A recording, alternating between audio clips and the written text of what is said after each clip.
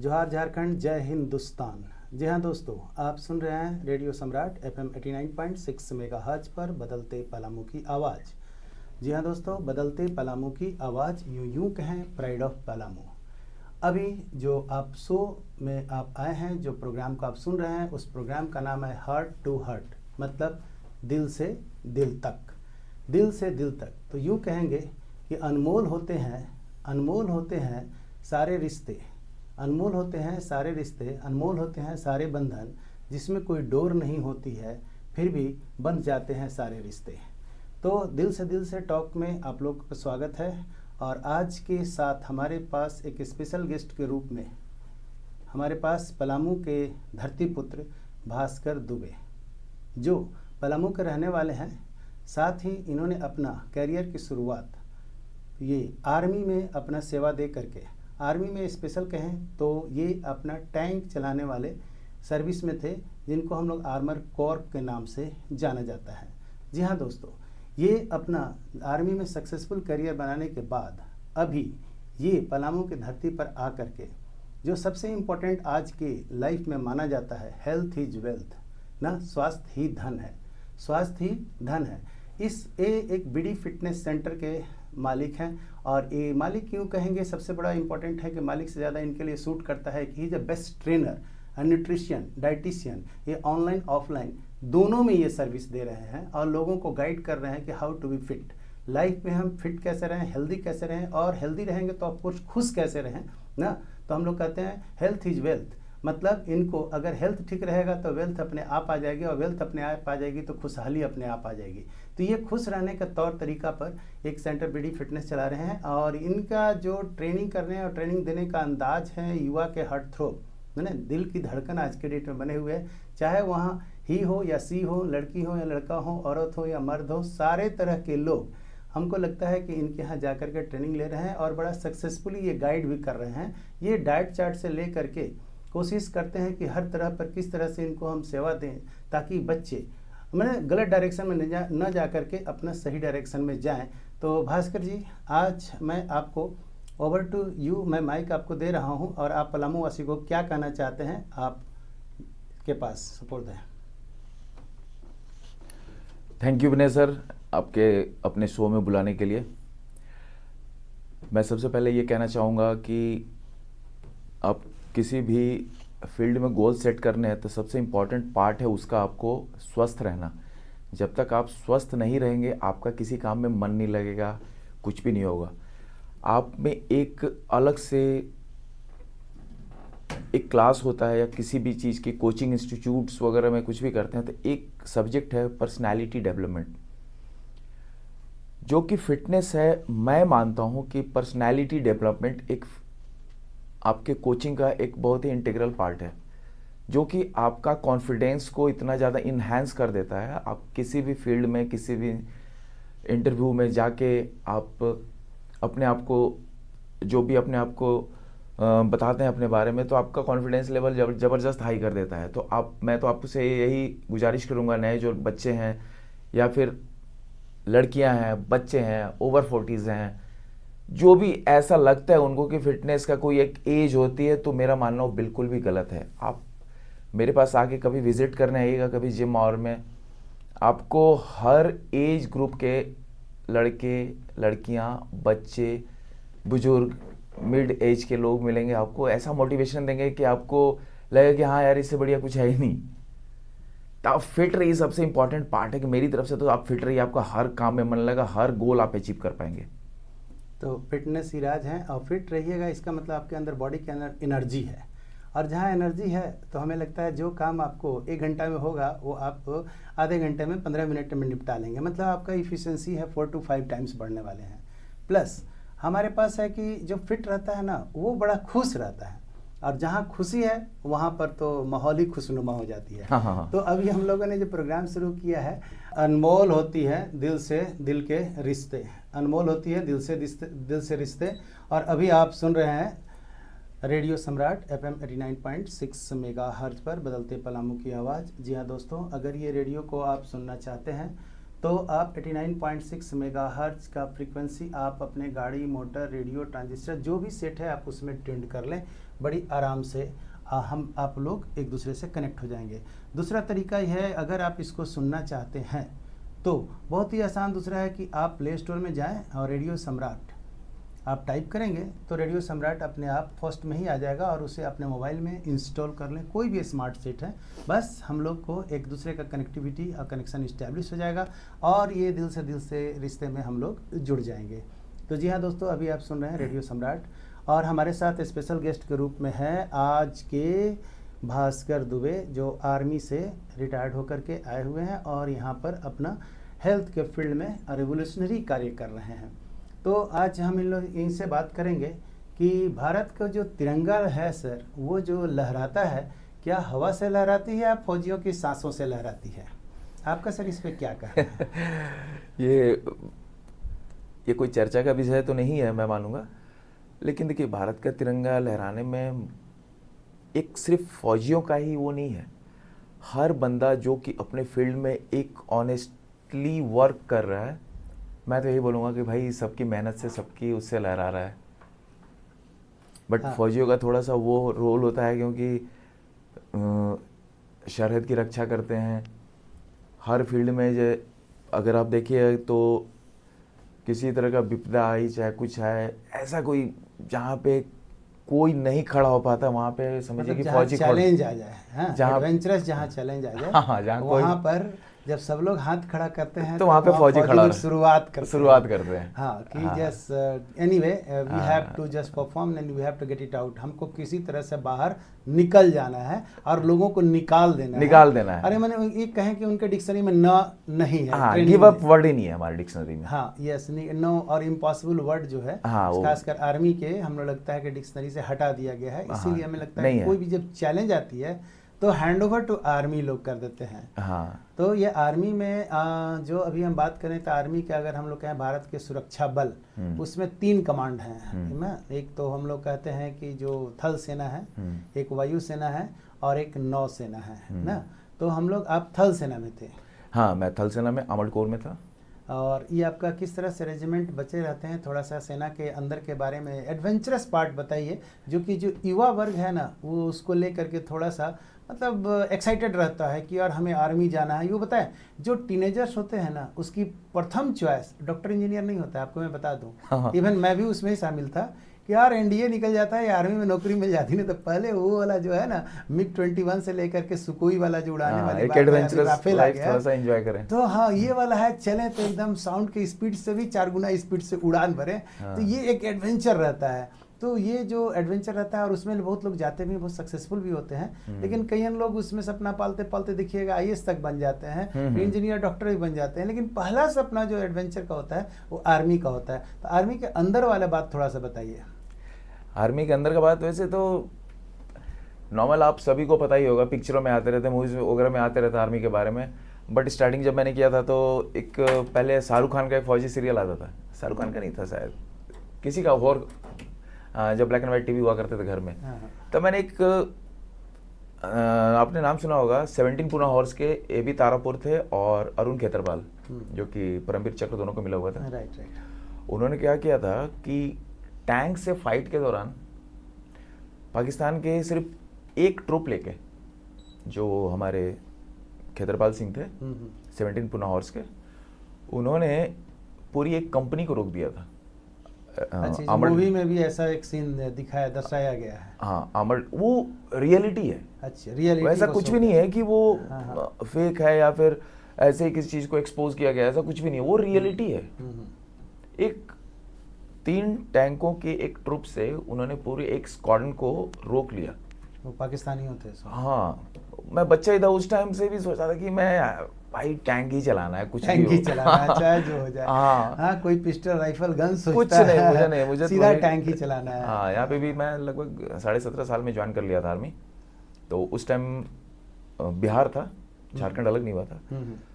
तो मेरा समझिए कि किस्मत बोलिए, जो दिमाग में लेके चल रहे हैं, तो कुछ ना कुछ भगवान को भी मंजूर हो जाता है। वहाँ से मेरे जो इंटरव्यूइंग कर्नल थे, उन्होंने पूछा, हाँ भाई बच्चे किस कोर में जाना है?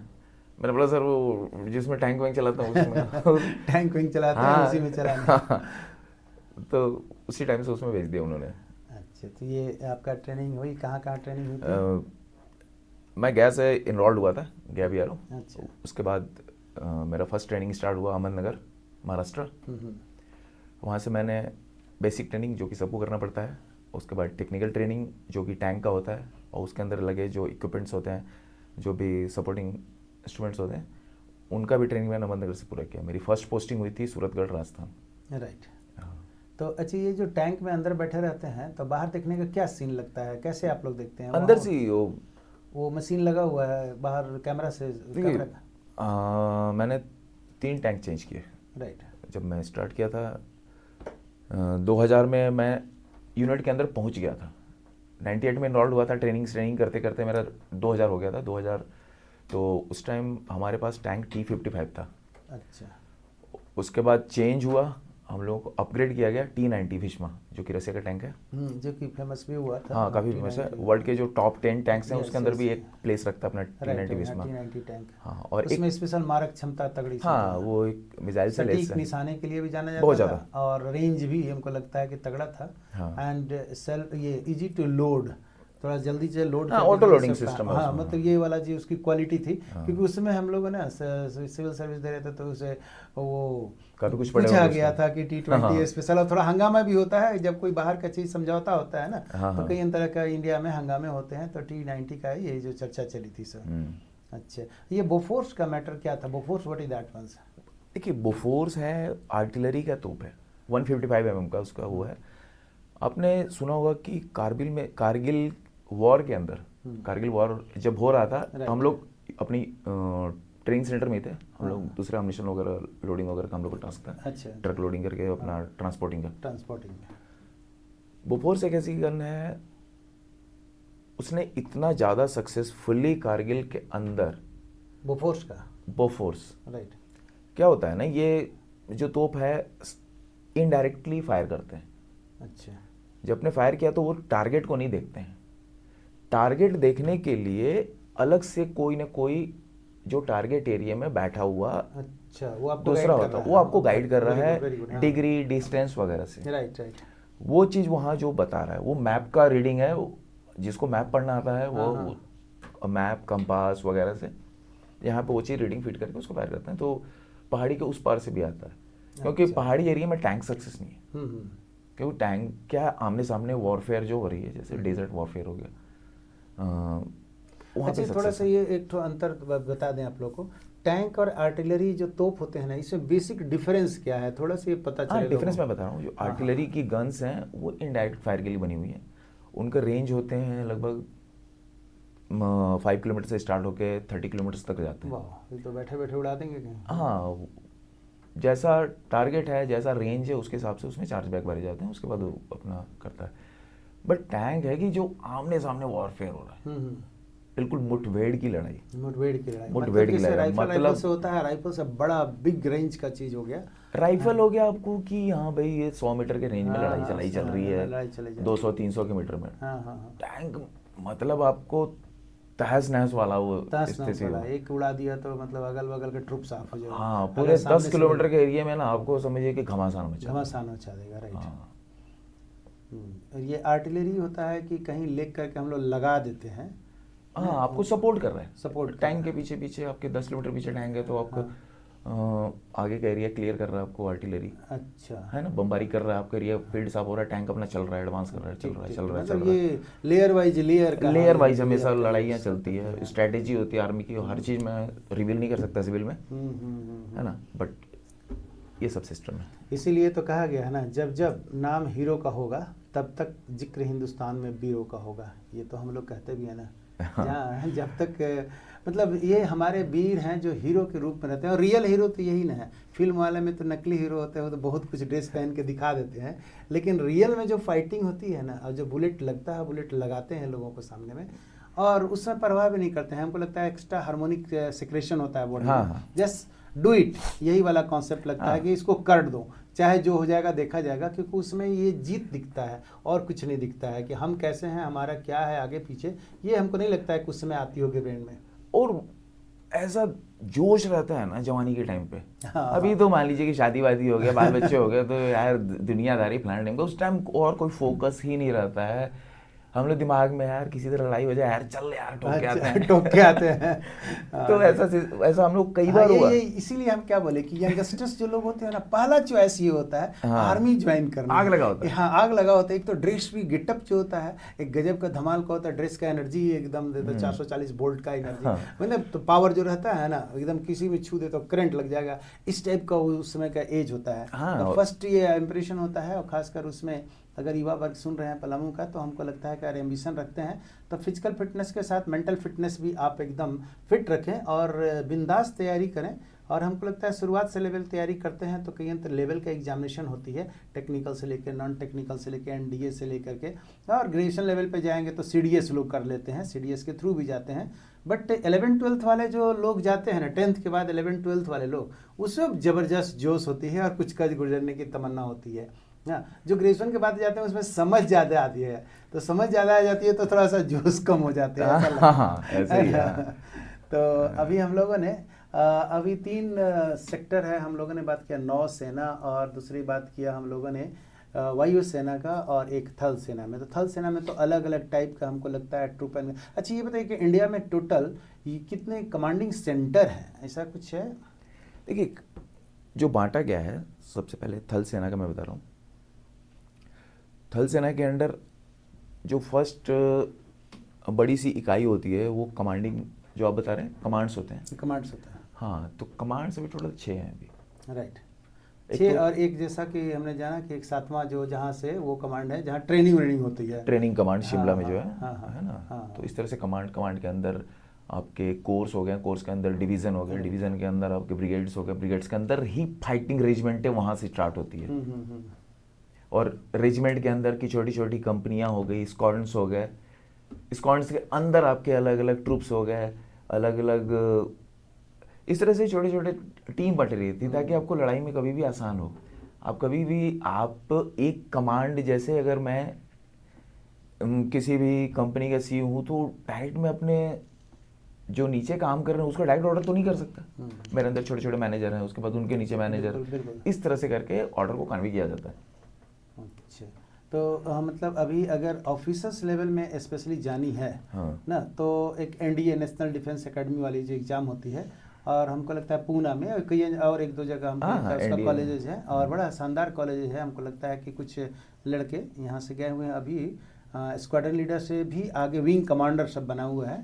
तो उसको देखा कि वो लड़के जो ज्वाइन किए ना, वो फटाफट 4 साल का कोर्स हुआ, बड़ा टेक्निकल वहाँ पढ़ाई भी हुई, अच्छी खासी पढ़ाई होती है। अब फिजिकल ट्रेनिंग के साथ हमको लगता है कि पहला जो पढ़ाकू लड़के होते हैं उसको पहला मतलब 15 से 1 महीना जो होता है, 15 दिन से 1 महीना तो रोने लगते हैं लोग और बोलते हैं अब नहीं जाना, लेकिन 1 महीना के बाद लगता है कि अब नहीं आना, ये कॉन्सेप्ट हो जाती है क्योंकि शुरुआत में ट्रेनिंग टफ है उसका। वहाँ जो इंस्ट्रक्टर्स हैं, चाहे जो भी बोलिए इंस्ट्रक्टर्स हैं, चाहे आपके सीनियर्स हैं, वो ऐसा आपको अगर 5 मिनट का लेक्चर दे देंगे ना तो आपको ऐसा लगेगा कि हाँ यार अब मैं बस मर मिट जाऊं। यही चीज़ होती है कि आपके बोलने में कितनी कैपेसिटी है, क्या है पावर, आप कर गुजरने की जो क्षमता है ना, आपके जो सीनियर्स हैं, आपके इंस्ट्रक्टर्स हैं, वो आपको बहुत ज़्यादा इनहेंस कर देते हैं, मोटिवेट कर देते बहुत हैं। ज़्यादा हाई लेवल का मोटिवेशन होती है, हाई लेवल बहुत ज़्यादा होती है। हाँ। प्लस जानते हैं ना, सराउंडिंग बहुत इफेक्ट डालता बहुत है। ज़्यादा। एक तो अगल बगल जो कलर होती है, सो जो बनावट होती है, सो जो तोप वोप गन आर्टिलरी रखा हुआ है, सो सारे ऑफिसर्स को टाइट फिट दिख रहे हैं,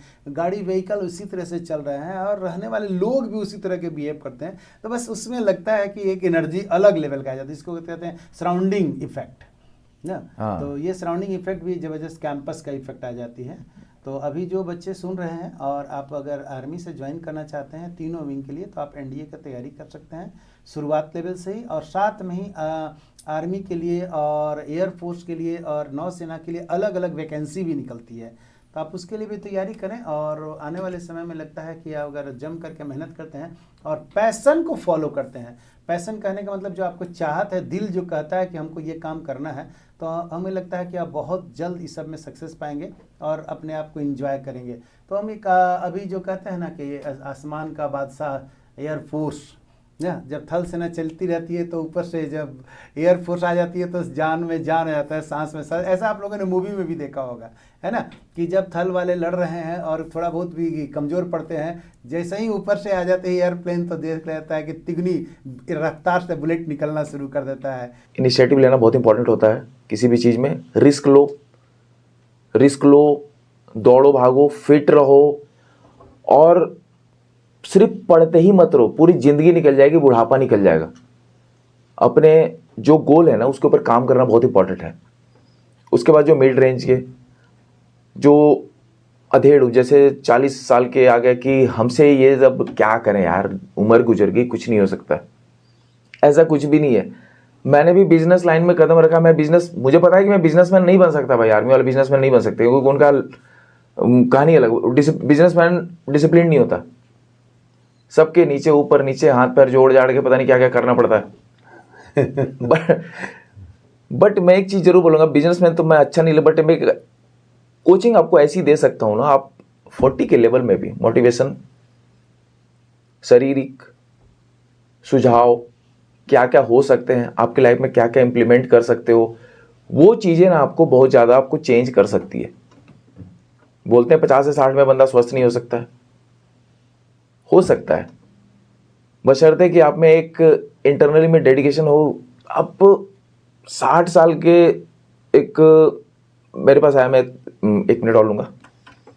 पुराने जिम में एक 60 साल की लेडी आई थी, उनका शोल्डर टूट गया था, ऑपरेशन होके आई थी, और 1 महीने के अंदर जिम आ गई थी। बोला कि देखो ना बेटा, ऐसे ऐसे है, मैं कुछ कर सकती हूँ। मैं उस दिन बोला कि यहाँ ऐसे लोग भी हैं। और मैं बिल्कुल उनको अलग से 1 घंटा का टाइम डेली देने लगा। डेली दे रहा, वो मेरे को हर दिन क्या करती थी, 200 रुपये 300 रुपये पकड़ाने लगी।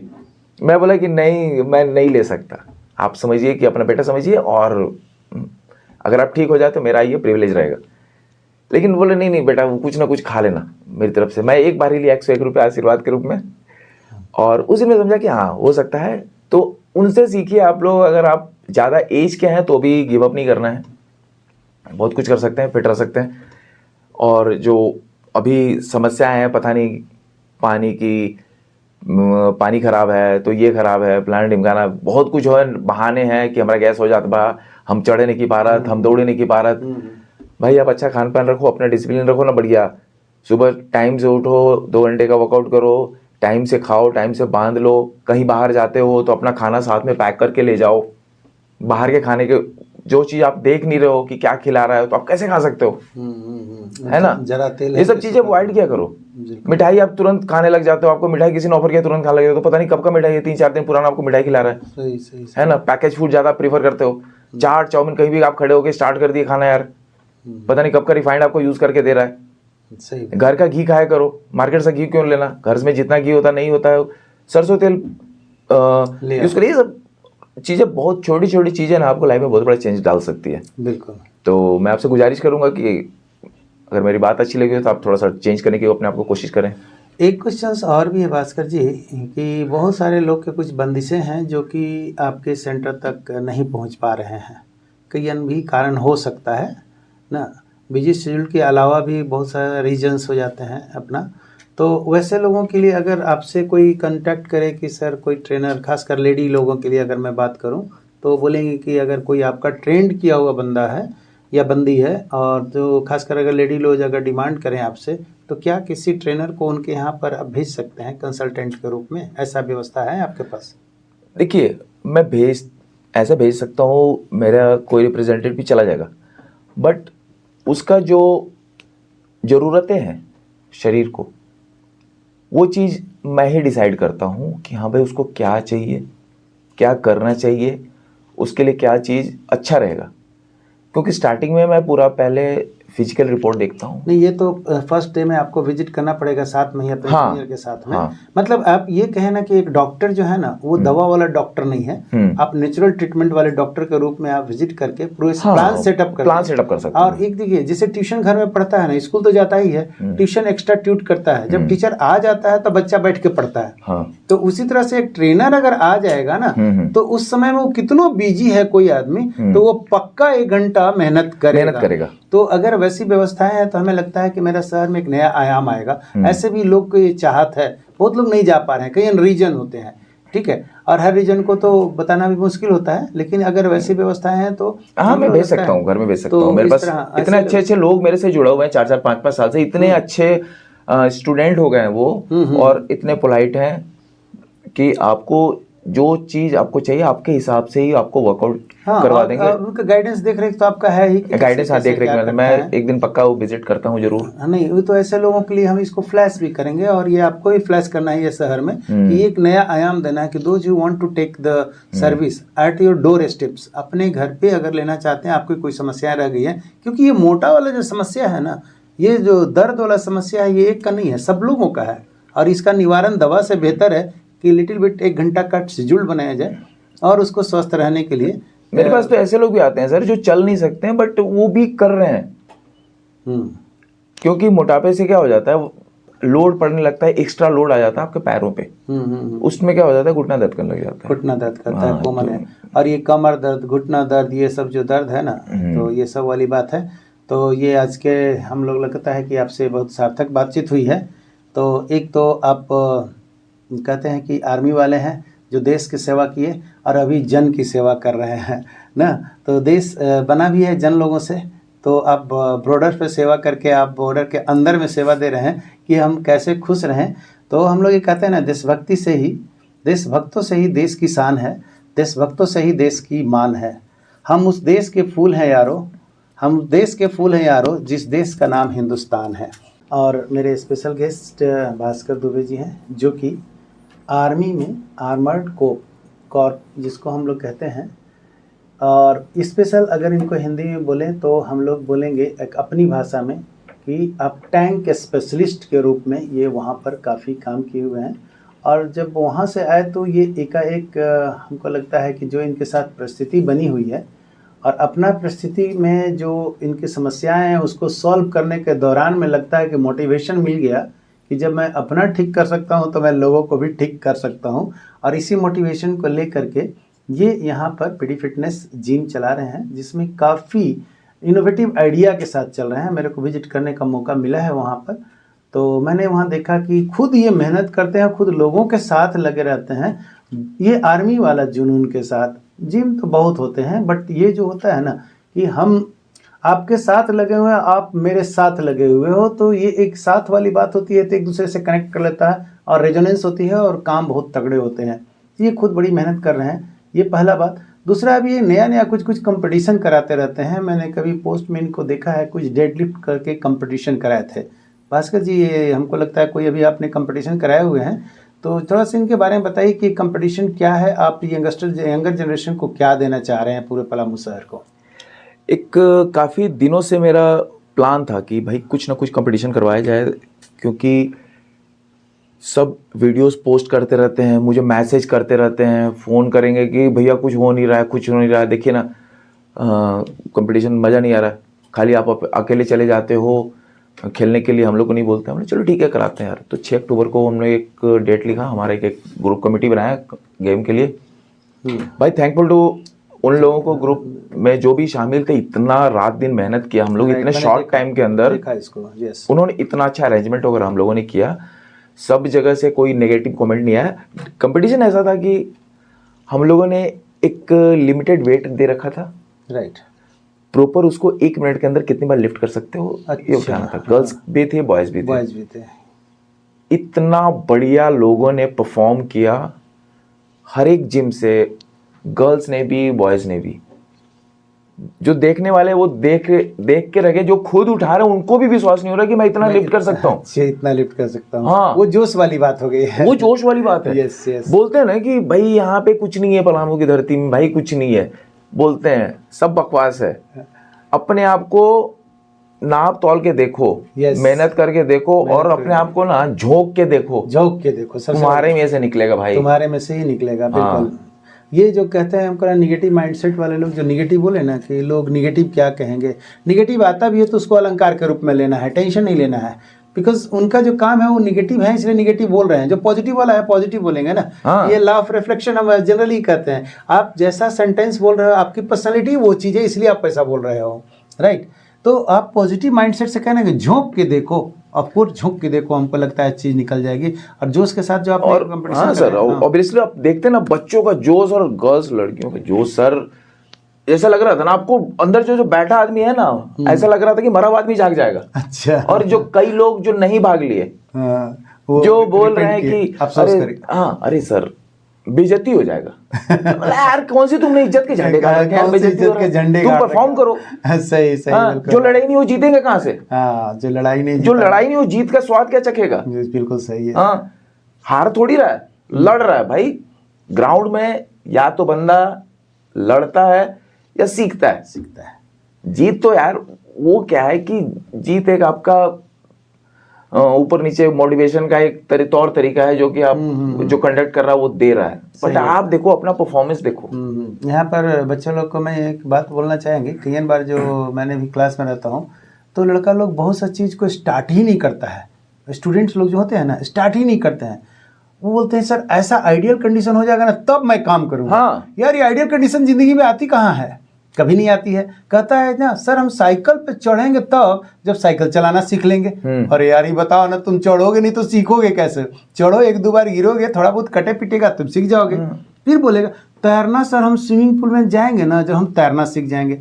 अरे पानी में जाओगे तब तो तैरोगे, एक दो बार जाओ पानी पियो, फिर तुम्हारा हाथ पैर मारोगे सीख जाओगे। तो ये जो आप बोलते हैं ना कि जस्ट स्टार्ट, आप स्टैटिक मत रहो, स्टार्ट हो और फिर आगे बढ़ो। थोड़ा दाएं बाएं होगा, हमको लगता है फिर एडजस्ट कर जाते हैं लोग। तो ये बहुत इंपॉर्टेंट है कि आप लोगों ने कंपटीशन कराया। और आगे में क्या फ्यूचर इसका प्लान है आपको? प्लान सर ऐसी मेहनत लोग करते रहेंगे। लोगों को मैंने उसी दिन बता दिया कि भाई रेडी रहो, पता नहीं अगला कंपटीशन क्या होगा। अभी मैंने तो स्टार्ट कर दिया है, तो देन आगे कंपटीशन होते रहेगा। और आगे जब फर्स्ट वाले में देखा लोगों ने इतना अच्छा कंपटीशन को एंटरटेन किया है, मोर देन 100 कम्पिटेंट। हम लोग के एक प्लान भी था यंगस्टर्स लोग के लिए, लगता है कि 2024 में तो नहीं हो पाया, लेकिन 2025 में एक प्लान है जो कि हम लोगों के था कि हम यहाँ से बच्चों के ज़्यादा से ज़्यादा को हम आर्मी में, पुलिस में या बीएसएफ में, जो सीआरपीएफ जितने भी भर्ती होती है उसके लिए प्रॉपर एक ट्रेनिंग और प्रॉपर दौड़ने के लिए स्टेमिना डेवलपमेंट करने के लिए एक व्यवस्थाएँ देनी है। तो शायद हम लोगों ने वहाँ पर जो आपका पोखराया में है जगह तो सब बना ही रखे हैं। और ये उम्मीद करते आने वाले समय में आप मेन दौड़ना, जो दौड़ और जंप निकालते हैं ना, हम दूसरे इंदौर शहर में देखे हैं, गया में देखे हैं और डिफरेंट जगह पर देख रहे हैं जो कि स्पेशल ट्रेनिंग लोग बड़ा ज़बरदस्त ढंग से करा रहे हैं। और वो ज़बरदस्त ढंग से तो लोग को भर्ती भी हो रही है और हेल्दी एटमॉस्फेयर भी हो रहा है और काफ़ी खुशनुमा माहौल है वहाँ पर, कम्पिटिटिव माहौल है। लोग दूर दूर से वहाँ पर पहुँच रहे हैं। शायद वो चीज़ हम लोग को भी अभी थोड़ा एनर्जी लगा करके करने की ज़रूरत है। इसमें सर पता है एक चीज़ मैं बोलना चाहूँगा, इसमें थोड़ा सा बच्चों को अपनी सोच बदलनी होगी। हर बंदा ट्रेनर नहीं होता, हर बंदा कोच नहीं होता, लेकिन यहाँ पे अगर आप देखेंगे, नोटिस किए होंगे, थोड़ा सा सीख लेता है हमारे लोगों के तो अपने आप को क्या समझने लग जाता है कि कोच। बट यार कोच ना हर पता नहीं कहाँ किस घाट का पानी पिया है, कहाँ डूब के निकला हुआ है, वो कोच बनता है भाई, कोच बनता है। हाँ, तुम कोच की बराबरी करने के लिए मत सोचो कि तुमने अगर 400 मीटर की जो 1 किलोमीटर की रनिंग जो है अगर तुमने सबसे पहले पूरा कर दिया तो आप कोच नहीं हो। तो हाँ, मास्टर हो गए, मास्टर से ऊपर भी हो गए। अब तो ये भी लोग मान लेते हैं। हाँ, समस्या यहाँ टीचर को ही पढ़ाने लग जाते हैं। टीचर को ही पढ़ाने लगता है। अरे भाई टेक्निक्स जो होता है ना वो कोच तुमको बताता है, वो अनुभव से आते हैं, वो अनुभव से आता है। बिल्कुल सही बात। हर बंदा कोच नहीं हो सकता। विराट कोहली है, विराट कोहली प्लेयर अच्छा है, बट उसका जो कोच है उसको कई कितने लोग जानते हैं? नहीं जानते हैं। बिल्कुल सही बात है। सचिन तेंदुलकर के कोच को कितने लोग जानते हैं? नहीं जानते हैं। लेकिन सचिन तेंदुलकर जानते हैं, लेकिन उसको निखारने वाला कौन है सर? वो कोच होता है। हाँ, जो टेक्निकल जो बहुत फाइन जान रहा है ना, उसी चीज वही बता सकता है कि क्या सही है क्या गलत है ना। ये अब अगला जो शौक पूरा कर रहे हैं ना, ये इन पे ही बात करेंगे। लेकिन ये जानते हैं ना कि आर्मी में कई यूनिट होती है और सब यूनिट जब मिलते हैं ना तो टीम टास्क में पूरे ऑपरेशन होती है। कोई अगर ट्रांसपोर्टेशन में है तो कोई कुकिंग में है, तो कोई आपका सप्लाइंग में है, कोई फ्रंट लाइन में है, तो कोई नेवल में है, तो कोई आर्मी ये एयरफोर्स में है, और कोई कम्युनिकेशन और इंफॉर्मेशन पास करने में, कोई सिग्नलिंग में है। पूरा टीम, जैसे हम लोग बॉडी में कहते हैं ना, पूरा सिस्टम वर्क करता है तो बॉडी परफेक्ट है और हेल्दी है। उसी तरह से आर्मी का भी एक अपना बटालियन सब तरह का बना हुआ है और सबका यूनिट अलग अलग डिवीज़न है और सब में इस तरह का कोऑर्डिनेशन और हार्मोनाइजेशन किया हुआ है, सामंजस्य इस तरह से लोगों ने बैठाया हुआ है जस्ट एक सिग्नल पास किया और दूसरा उसको एग्जीक्यूट कर दिया। यही तो सीख मिलती है। और ये डिसिप्लिन का पहला जो हम लोग उदाहरण देखते हैं, अगर अपने लाइफ में उतारें तब भी आप हेल्दी हैं, और ये फील्ड के मैदान में उतारें, जंग के मैदान में उतारें, तब भी हम जीतते हैं और तब भी हम हेल्दी हैं और हमारा कंट्री हेल्दी है। तो जी हाँ दोस्तों, ये भास्कर जी में दोनों चीज़ का कम्बिनेशन हम देख रहे हैं। एक तो अपना फील्ड में फ्रंट लाइन वॉरियर के रूप में लड़ करके आ गए हैं, दूसरा लड़ाई इन्होंने अब यहाँ पर जो देख रहे हैं, जो लोग सफरिंग कर रहे हैं, बस पैसा है, खा रहे हैं, पी रहे हैं, ऐश कर रहे हैं, मौज कर रहे हैं और एकदम बर्गर पिज्जा की तरफ फूल गए हैं। हर कोई फूला हुआ नहीं दिखना चाहिए। देखने के लिए कैसा चाहिए, तो सबको अपना हीरोइक फिगर अच्छा लगता है। लेकिन अगर वहीं पर देखिए कि जब वर्कआउट करना होता है, कैलोरी बर्न करने की बात आती है, तो आलस समा जाती है। तो इसके लिए हमें लगता है कि मोटिवेशन और जुनून की ज़रूरत होती है। तो भास्कर जी इसको बताएंगे क्या मोटिवेशन हो, क्या जुनून हो कि हम लोग भी हीरो हीरोइक वाला स्ट्रक्चर में रहें और बिंदास रहें और एनर्जी के साथ रहें। यस, ये तो सेल्फ मोटिवेशन की बात है कि आप अपने आप को कितना बदल सकते हैं।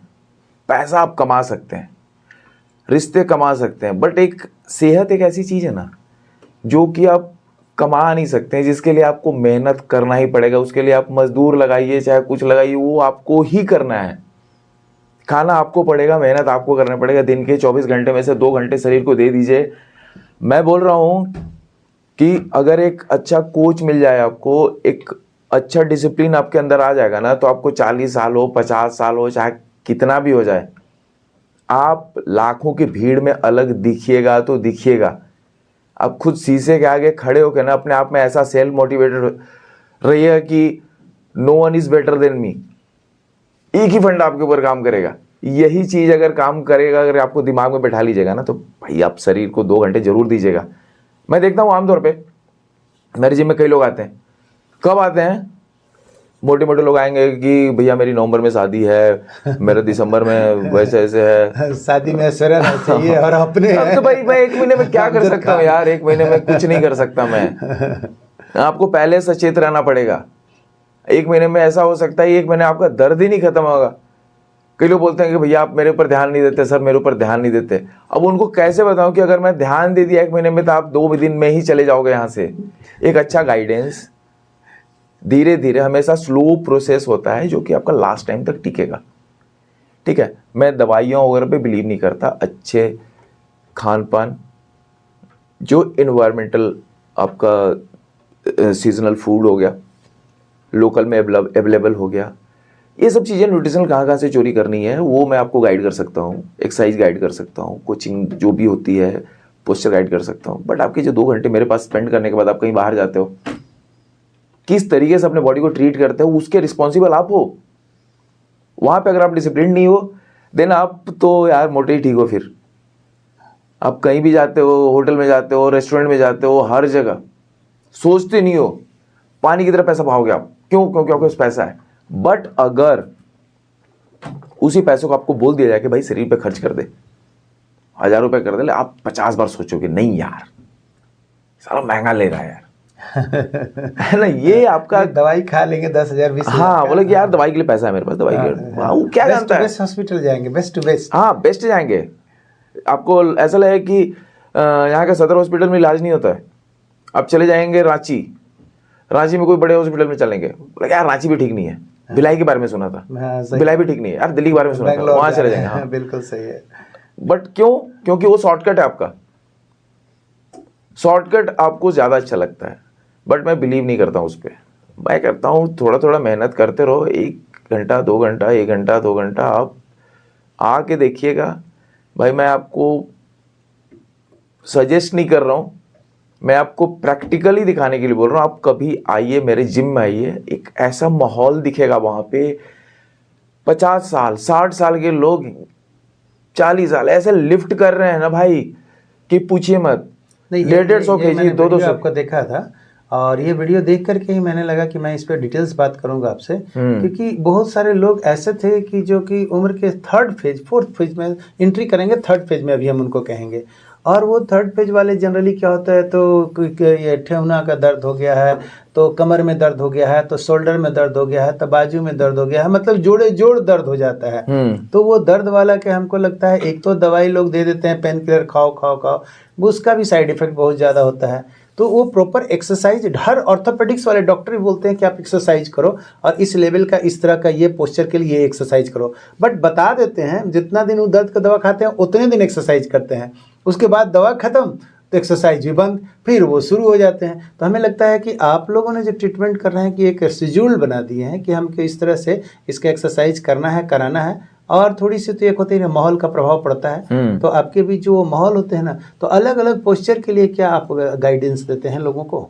एक तो होता है कि लड़के यंगस्टर आते होंगे कि हमें मैको बॉय बनना है, मैको गर्ल्स बननी है ना, एकदम थोड़ा सा एकदम डोले शोले निकाल लेना है, वैसा वाले लोग भी आते होंगे कि सर डोले वोले नहीं बनना है। और दूसरा है कि ये जो एल्डरली लोग आ रहे हैं जिनको की दर्द है, तो कैसे आप निवारण इनको देते हैं? देखिए, मैं स्टार्टिंग से सबको आपको ब्रीफ कर देता हूँ। मेरे पास 10-11 साल से लड़के आने स्टार्ट हो जाते हैं, इवन कि बच्चे भी आने स्टार्ट हो जाती है। खेल कूद करना है, इंपॉर्टेंट है कि इन्वायरमेंट वो स्टार्टिंग से वो करना चाहते हैं, जो जागरूक हैं, जिसके मम्मी पापा जागरूक हैं, बच्चे इंटरेस्ट लेना स्टार्ट कर देते हैं 10-11 साल से। 14 साल 15 साल यंगस्टर को उतना ज़्यादा पेन वगैरह नहीं हो, क्योंकि वो खेल कूद में उनको ज़्यादा पता नहीं चलता है, खेल कूद का माहौल रहता है, थोड़ा सा खेल कूदने में वो निकाल देते हैं। दर्द कब स्टार्ट हो जाता है? जब आप एक किसी गोल पे काम करते हैं। बेसिकली 20 से लेके 35-40 साल तक एज ऐसा लगता है कि मैं यार फाड़ दूंगा, मार दूंगा, काट दूंगा, ऐसे लगता है जिम के अंदर कि मेरे से बेस्ट कोई नहीं होना चाहिए। बिल्कुल सही। ये चलता है कंपटीशन टाइप का, वो बढ़िया लगता है, बहुत ही बढ़िया। एक दूसरे को जब तक कंपीट नहीं कीजिएगा तब तक इंप्रूव नहीं कीजिएगा। उसके बाद आते हैं दर्द, जो कि बेसिकली स्टार्ट होता है हम लोगों के एज ग्रुप में 40 अबव। क्या पुराने दर्द जो कि हम लोगों ने कहीं टूट गए, या फिर आलस, बैठे बैठे हमने काम किया है, कहीं चल के काम किया है, हमें न्यूट्रिशनल फूड नहीं मिला। इस वजह से क्या होता है कि बचपन में आपने देखा होगा कि पुराने ज़माने में कई लोगों को बचपन से बीमारी हो जाती थी, पोलियो का टीका, रिकेट्स वगैरह ये हो जाती थी। इस टाइप से क्या हो जाता है कि जो पिछले जो 40 साल स्पेंड किया आपने, उसको लेके कोई दर्द वगैरह, घुटने में दर्द, एल्बो में दर्द, कोहनी में दर्द, क्या बोलते हैं कि घुटनों का ग्रीस खत्म हो गया भाई, मेरे मांसपेशियों में दर्द रहता है। तो वो एक प्रॉपर स्ट्रेचिंग, न्यूट्रिशनल फूड, ये सब अगर नहीं रहेगा तो आपको दर्द वगैरह भाई झेलना पड़ेगा। आपको प्रॉपर आप अच्छी डाइट लीजिए, आपको अपना कैलकुलेट कीजिए BMI वगैरह, उससे आपको कितना कैलोरी बनती है उतनी खुराक लीजिए, उतना एडिक्वेट एक्सरसाइज कीजिए आप पूरे दिन का।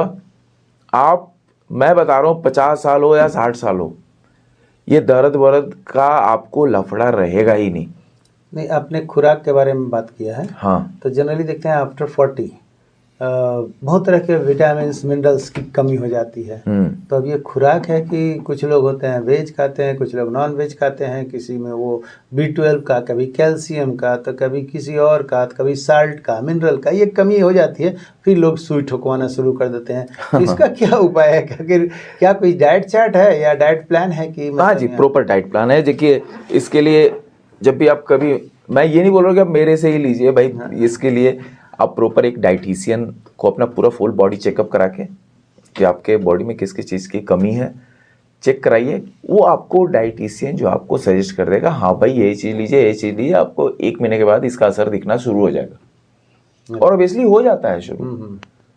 मैं अपनी ही बता रहा हूँ आपको, मेरा इंजरी, मेरे बॉडी में इतनी ज़्यादा इंजरीज हैं, बट मैं एक राष्ट्रीय राइफल आपने सुना होगा,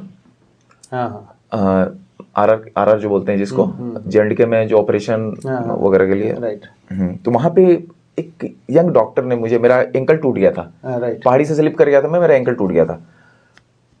तो मुझे आपका कोई शोल्डर भी क्रैक किया? हाँ, शोल्डर भी क्रैक हो गया था, जिम में ही क्रैक हो गया था, ये पैर टूटा हुआ मेरा, घुटना टूटा हुआ है। जोड़ जा करके? हाँ, मेरा राइट साइड से मैं पूरा डिसेबल हूँ, लेकिन सब फिट फाट है। हाँ, गोल्ड मेडल जीत रहे हैं भाई, ये तो कमाल की बात है। वो तो खैर अपने उसकी है कि विल पावर है, विल पावर है। आज मैं यही आप लोग के बीच कर रहा हूँ कि इनकी डिसेबल बॉडी में बहुत ज़्यादा है, लेकिन ये आप देख करके नहीं लगेगा, तो लगेगा कि कार और उठा लेंगे भाई ये बाएं हाथ दाहिना हाथ से। इतनी इनके बॉडी के अंदर पावर है, और पावर लिफ्टिंग कर रहे हैं, और उसमें स्टेट लेवल में चैंपियनशिप ले रहे हैं। ये बहुत कमाल की बात है कि आप हाय तवा मचा करके पड़े नहीं है, तो अब क्या होगा। है ना।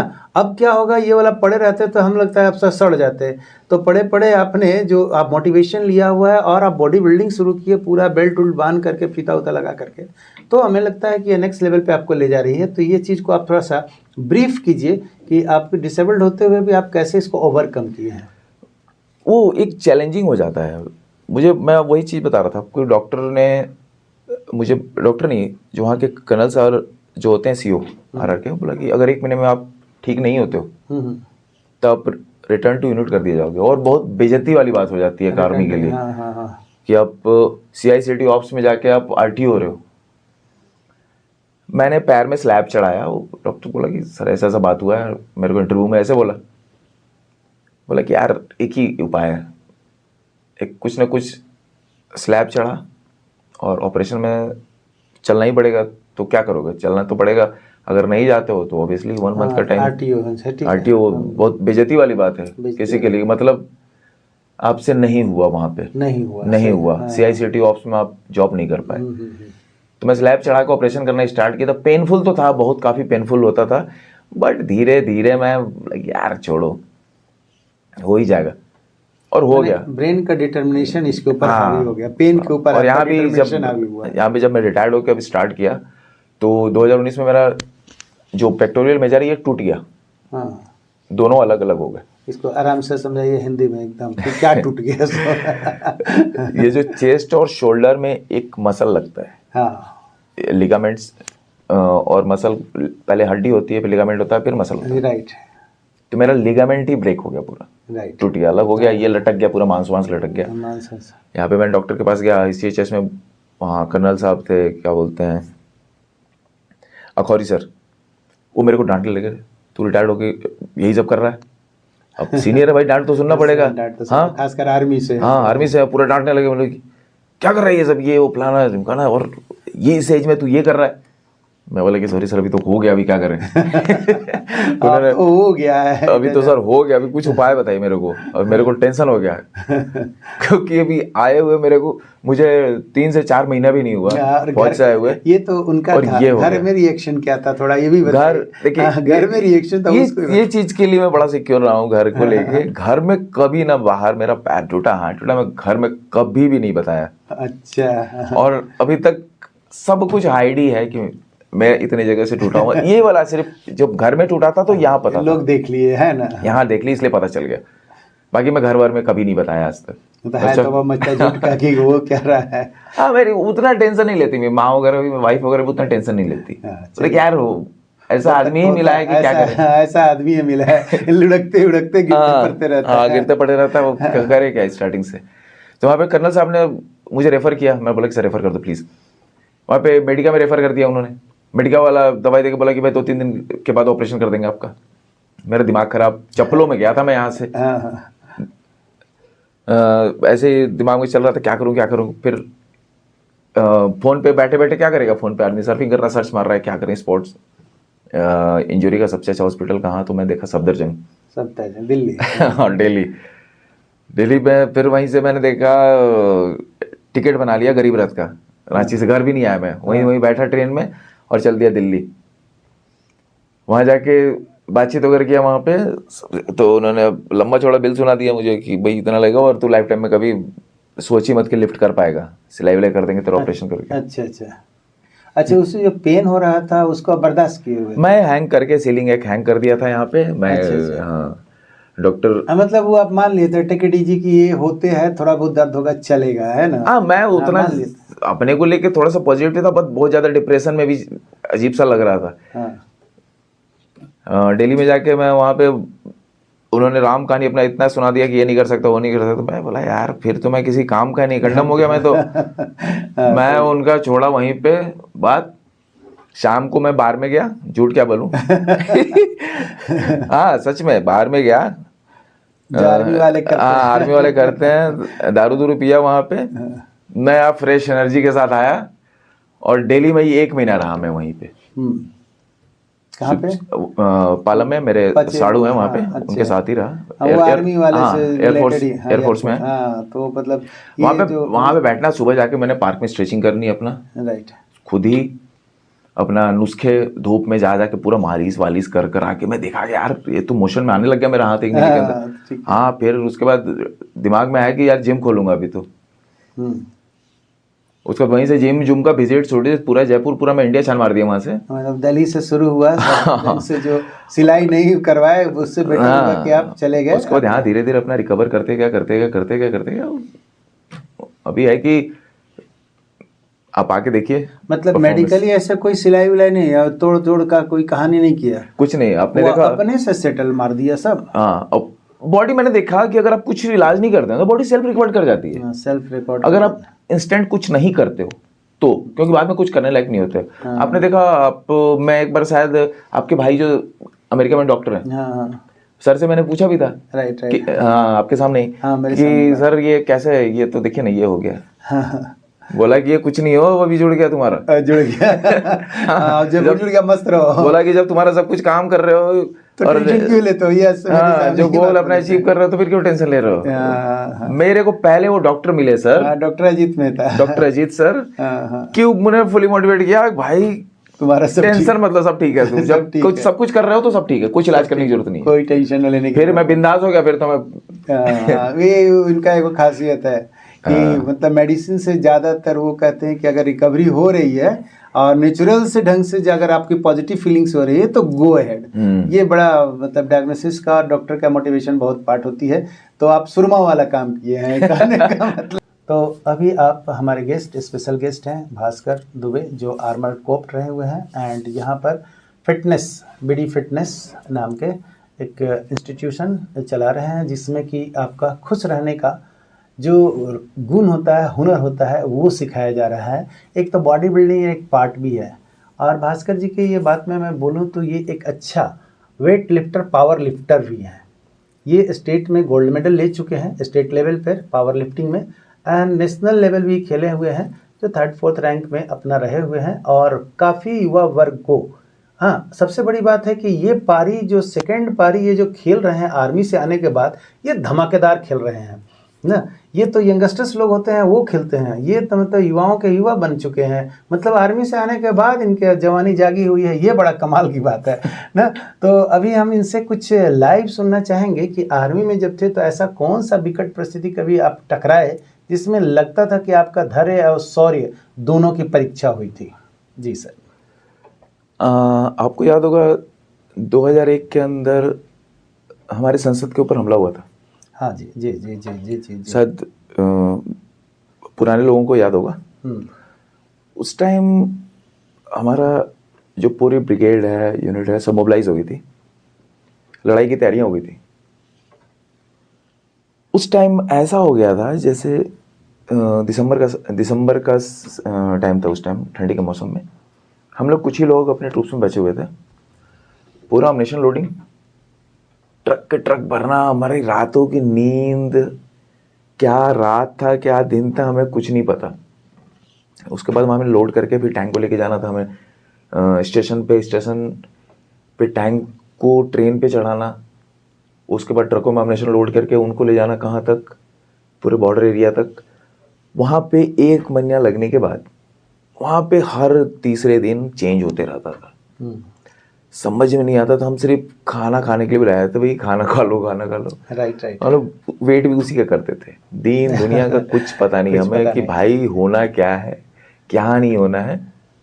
और उस टाइम ऐसा इमीडिएट सब कुछ हो गया था कि कुछ बंदे छुट्टी पे रहते हैं, कुछ रहते हैं तो उनको आने में कुछ समय लगता है। बट जो पीछे रहते हैं, दिसंबर में क्या होता है, छुट्टियां क्लोज होती है सभी की आर्मी की, जो बच्चे कुछ सब चले जाते हैं। तो जो बच्चे लोग हैं वहाँ पे जूनियर लोग ही बच जाते हैं। तो मैं तो काफ़ी जूनियर था उस टाइम। उस टाइम मैं मानता हूँ मुझे लगा कि कहाँ मैं फंस गया फौज में, ये वो है। लेकिन फिर भी भाई बोलते हैं ना कि भगवान का साथ है तो कुछ है। बिल्कुल बिल्कुल बिल्कुल। पागलों की तरह मैं काम करता रहा, बस खाने का वेट करता था, क्योंकि नया छोरा था तो भाई भूख भाग लगते रहती है। सही ठीक है। तो बस पूरा दिन काम करना, पूरी रात काम करना, कई दिनों तक हमारा यही हाल होता रहा। सोने का टाइम बिल्कुल भी नहीं। वहाँ बॉर्डर पे लग गए, जैसे ही 2 से 3 दिन वहाँ स्टे किए, तुरंत भाई उठाओ और दूसरी जगह जाके लगो, तीसरी जगह जाके लगो। ऐसा वो टाइम था हमारे लिए। अच्छा, वो टेम्परेचर कैसा रहा था? टेम्परेचर बहुत ठंडी का मौसम। अच्छा, उसमें दिसंबर में ऐसा लगता है हाड़ कपाने वाली सर्दी। वो बॉर्डर कौन सा था? अपने अनूपगढ़ सेक्टर का नाम सुना होगा। अच्छा, कि कहाँ पर, कौन सा? ये गंगानगर और सूरतगढ़ अच्छा, सेक्टर में, श्री गंगानगर आपने मतलब सुना होगा। पाकिस्तान का बॉर्डर वो जो हाँ, वो पंजाब बगल में ही है। हाँ, वही समझ में आ गया। हाँ, वहाँ तो आपको मैं बताऊँ, वहाँ से बॉर्डर हमारे जहाँ पे लोकेशन थे वहाँ से 2 से 3 किलोमीटर। अच्छा, कभी बॉर्डर पे ऐसा हुआ कि इधर के सैनिक उधर के सैनिक कभी गप मार रहे हैं, कभी गोलियों चला रहे हैं? नहीं, ऐसा तो हमारे साथ तो नहीं होता एक्चुअली। बॉर्डर पे बीएसएफ है। हाँ, हम सर्वेलेंस की ड्यूटी में जाते थे। राइट। अपना आर्म्स लेके, अपना रेडियो सेट लेके, क्योंकि फोन वोन तो सिस्टम नहीं था उधर। फोन सिस्टम, फोन तो अभी आ गए। फोन नाम की बीमारी। उस टाइम क्या था, अपना रेडियो सेट लिए, 2 बैटरी लिए एक्स्ट्रा उसके, जो टावर है, वॉच टावर होता है बीएसएफ का, उसके ऊपर जाके अपना बिनोकुलर लेके सर्वेलेंस करते रहते थे। हाँ भाई, कोई हरकत वगैरह कुछ भी हो तो हम पीछे पास करना, हमारा ये काम था। पास करना का। हाँ, अपना पानी का बोतल वगैरह सब लेके, एक बार चढ़ गए तो फिर कहाँ उतरना उधर से। पूड़ी उड़ी लेके चल जाते थे। बैगेज मतलब है। हाँ, पानी खाना पीना लेकर। हाँ, वो ये नहीं कि एक गप मारने के लिए 2-3 है, ऐसा कुछ भी नहीं है। अच्छा। आप सिंगल बंदे, मतलब अपने काम पे फोकस रखो। अपने काम पे फोकस, अपना बिना करो कुछ भी हरकत है। क्योंकि जब आर्मी यहाँ पे लग गई तो आपको वहाँ पे किसी पे ट्रस्ट नहीं करना है। बीएसएफ से कांटेक्ट में रहते थे बट ट्रस्ट नहीं करते थे किसी पे।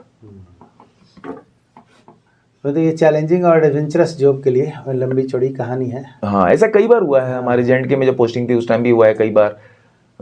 रात हो जाती है, रास्ता भूल गए आप, समझ में नहीं यार करें क्या। जेएंडके में सबसे ज्यादा रास्ता भूलना। अगर आपके पास मैप वगैरह कंपास नहीं है, आपका रोड का ज्ञान नहीं है, नॉलेज नहीं है, जंगल में फंस गए, बेटर होगा आप कहीं पे आप स्टे कर जाओ, सुबह का इंतजार करो। तो घूमते रहो इधर से उधर। हाँ, पागल इधर घूमोगे आप, चले जाओगे, या तो गड्ढे में गिर जाओगे या कहीं उड़ा दिए जाओगे। हाँ, या तो फिर ट्रैप वाली बात है कि उसका मतलब लगे हुए, या फिर अपने वाले कहीं सोच लेंगे ये कौन है, ये कौन है। हाँ। क्योंकि जेएंडके का एरिया ऐसा है कि मिलिटेंट भी ऐसे ही दिखते हैं, आर्मी भी ऐसे ही दिखती है। बिल्कुल। हाँ, तो ये सब सारे जो आपका एडवेंचरस जो दिख रहा है, और ये युवा वर्ग के लिए कह रहे हैं कि आज आप थल सेना से रिलेटेड जो लोग काम किए हुए हैं फील्ड पे, उनसे आप लाइव सुन रहे हैं रेडियो सम्राट FM 89.6 मेगाहर्ट्ज पर। और अगर आपके पास स्मार्टफोन है, या एप्पल का है, या आप कोई भी स्मार्टफोन लिखे हुए हैं, एंड्रॉयड सेट है, तो आप जाएं प्ले स्टोर पर, और आप प्ले स्टोर से रेडियो सम्राट जैसे ही लिखेंगे फर्स्ट में ही आएगा, उसे इंस्टॉल कर लें। और इंस्टॉल करने के बाद बस हम लोग एक दूसरे से जुड़ जाएंगे ना। और ये दिल से दिल तक की जो बात चल रही है, heart to heart talk show, और इसमें आप जो सुन रहे हैं सारे लाइव सुन रहे हैं जो फील्ड में क्या होती है। और वहाँ से आर्मी वाले जब निकलते हैं तो मैंने सब आर्मी वाले को देख रहे हैं, या तो कोई विधायक मंत्री की लड़ाई लड़ने के लिए शुरू हो गए हैं, या बहुत बड़ा एंटरप्रेन्योर बन गए हैं, या हमको लगता है कि जैसे यहाँ पर इनको भी देख रहे हैं कि हेल्थ फिटनेस में एक अलग पहचान बनाए हुए हैं। तो लगता है वो ट्रेनिंग इनको को लाइफ में काम आ रही है कि अभी तो हम फतह आधा ही किए हुए हैं। हर मैदान फतह वाली बात इन लोगों के जज्बे में है।